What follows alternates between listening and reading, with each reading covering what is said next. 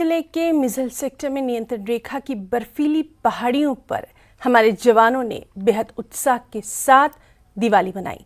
जवानों ने आपस में मिठाइयां बांटी। मिठाइयां बांटते हुए एक दूसरे का मुंह मीठा कराते ये नजर आए। अपनी खुशियों को मनाने के साथ भारत माता की जय और देशवासियों को दीपावली के हार्दिक शुभकामनाओं के जय घोष लगा रहे थे। इससे न सिर्फ पूरा क्षेत्र गूंज उठा बल्कि दुश्मन की चौकियों पर तैनात जवानों को भी इस बात का पता चल गया कि सेना के जवान दिवाली मना रहे हैं।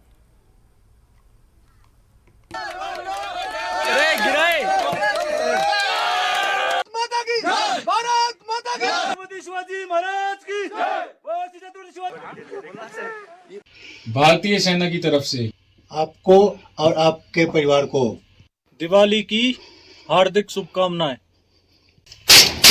यंग यूथ कटरा की तरफ से एक दीपक शहीदों के नाम